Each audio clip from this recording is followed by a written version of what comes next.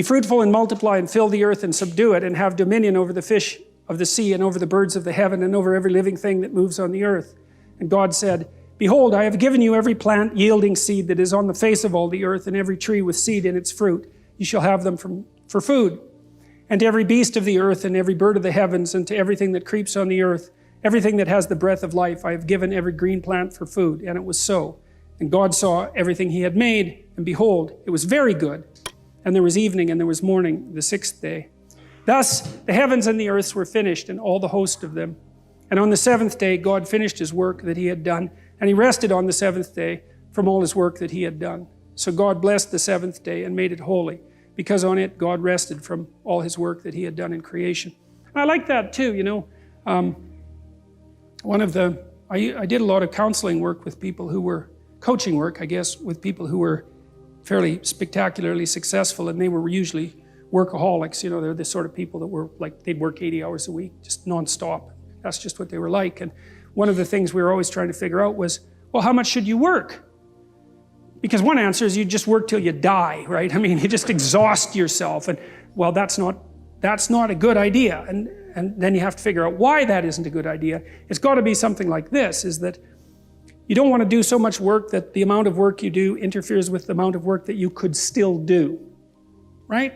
Because if you work like mad for 2 weeks and then you have to lie in a hospital bed for a month, that obviously isn't very productive. So you have to figure out how much you can work diligently, and then how much you have to recuperate so that you can get back up and work again. And you know, people have basically settled on something like this and given it the divine imprimatur. That's one way of thinking about it, which is, well, you can toil away for 6 days, and no wonder, because you have to work, but you should rest at least 1 day out of 7, because otherwise, well, you don't appreciate life. That might be part of it. And plus, I think it's more a matter of iterability, you know, because one of the things that defines morality is the capacity to repeat something, right? So if something is properly structured in a moral manner, then you can do it over and over and over again without any degeneration.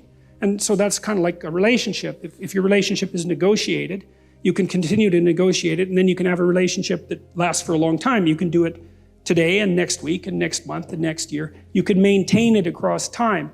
And this, I would say, is the wisdom that's been garnered over God only knows what period of time, to say, well, look, I mean, even God needed to take a break and appreciate what was going on, and it's not such a bad thing for people to follow that pattern. And that's a good thing for modern people to know, because we seem to be, even though, you know, we're very wealthy by historical standards, our capacity to relax isn't exactly what it could be, and I think that's really hard on people. Okay, so I'm going to go over again the idea of the attributes of God. I talked about that a little bit last week, but I want to return to it because I think it's worth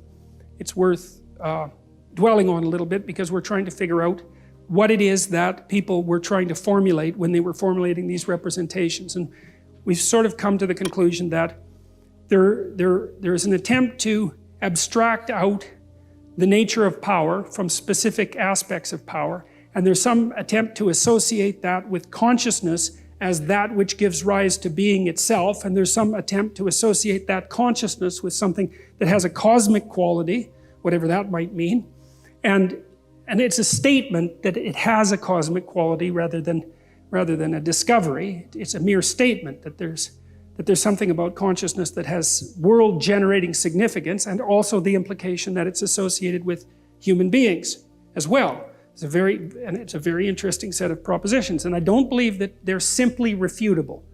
Like it's a perfectly coherent argument, even though it's primarily made metaphorically. And so then, once again, I want to build up the framework of associations around the idea of God. One of the things that Freud did when he was interpreting dreams, and this is quite useful, you know, so if someone comes to me with a dream, then I have them tell me the whole dream, and then I get them to repeat it line by line, and then whenever they say a line and there's an object in it or a person or something like that, I ask them what that makes them remember, or what that thing means to them, or what comes to mind. And that's the associational technique, and it's predicated on the idea that your memory works by association. And you know that if you're daydreaming, you know, you go from one thing to another like a conversation does, and that you can take an idea that's at the center of a web of associations and by tracking the associations, you can kind of zero in on what the idea might mean. And then Jung expanded that by trying to, he called it to amplify the dream by thinking about narrative or literary or mythological similarities that might be associated with the narrative structure of the dream. And I think often that can be unbelievably useful, you know. And it's like the dream is an idea that's trying to come to birth. It's partly formulated, and then if you discuss it and amplify it, it's like you can speed along its transformation into a more articulated idea. And the dream is also something that, because your brain, your mind is trying to, with one foot in the unknown, it's trying to formulate what's out there in the unknown and to make it concrete, but it doesn't do that in one fell swoop. It doesn't just take potential and turn it into articulated ideas. It has to dream up what's out there first, projects its imagination out there to get a handle on what it might be, and then that's presented in the dream, and if you analyze the dream you can make it more articulate. And so that's what we're going to do with the attributes of God, to build up the representational structure a little bit. So the hypothesis is that God is an abstracted ideal, formulated in large part to dissociate the ideal from any particular incarnation or man or ruler.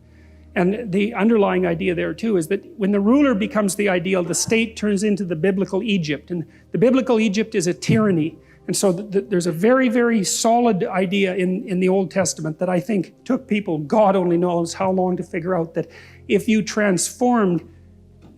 confused the notion of sovereignty with the current sovereign, then your culture immediately degenerated into a totalitarian state and turned to stone. And that was deadly. Then you were slaves. And then the thing was going to collapse as well. Like, no matter how big and grandiose, as soon as the ruler became the concrete incarnation of the ideal, there was no distinction between the man and the divine notion of the ideal, then the society was doomed. And I think that's I think that's true. It's as simple as that. And I think we saw more than enough evidence of that in the 20th century, and we're certainly seeing the same thing repeating itself now. When the ruler becomes the ideal, the state turns into the biblical Egypt, and the biblical Egypt is the archetypal tyranny. So, what is God like? Well, from the Christian perspective, there's three elements. One seems to have something to do with tradition. And so that's God the Father, and that's partly the embodiment, I would say, of the human being, and that's an ancient thing. And it's also partly the embodiment of the tradition of human beings, which is also a very ancient thing. And that's the structure, as I said. It's the structure that consciousness emerges from that enables us to grapple with the unknown as such. And then there's the intermediary between that and Christ, say, that's the Holy Spirit, that's that bird. And that's the Spirit in a more abstracted sense. And I would say that's probably as close as Christianity ever got to the notion of consciousness as such. You know, disembodied consciousness, something like that. And then there's the notion of the suffering individual, and that's a very complicated idea. And it's something like, so there's this idea, an old idea, and I believe this was originally a Jewish idea, that something with the attributes of God, omniscience, omnipresence, and omnipotence, lacks something. So it's like a Zen cone. It's a really interesting idea, because you think, well, what in the world can something like that lack? And the idea is limitation. So something that's everything lacks limitation. And that idea, like when I first encountered that, just blew me away. I thought it was such a brilliant realization that there are advantages to not being able to do things. Partly because it gives you something to do. I suppose that's a big part of it, right? Is if you had everything you wanted at every moment at your fingertips, well, there's nothing, there's no story. And it's funny, because that happened to Superman, the cartoon character. By the 1980s, he could juggle planets, and you could bounce like hydrogen bombs off him and it'd be fine. And it's like everyone got bored because, well, what were you going to do to Superman? It's like you lob a hydrogen bomb at him and he just brushes it off and like combs his hair, and that's the end of that. And the whole cartoon series basically died because he didn't have any flaws. There's no story without the limitation. And I think that's an absolutely remarkable idea. And so part of the notion of Christ, and this is something that I puzzled over for a long time, and I learned a lot of this from Jung, is that there's idea in Christianity that there's consciousness as such, which which in some sense is eternal. It stretches from the beginning of the time to the end of time, but it's this abstracted notion. But it lacks a certain kind of reality because it's not instantiated somewhere. It's not instantiated in a specific time and place in history. And so the idea of the Son, the third part of the Trinity, or one of the three parts of the Trinity, is the notion that tradition and consciousness as such also has to be embedded in history in a particular time and place. And so there's the archetypal embeddedness, and that would be the incarnation, and that's the perfect man, right, who accepts his mortality and acts in a virtuous manner. But it's the archetypal story of every individual as well. And there's a very strong strain in Christianity. I would say this is more pronounced in Orthodox Christianity, that the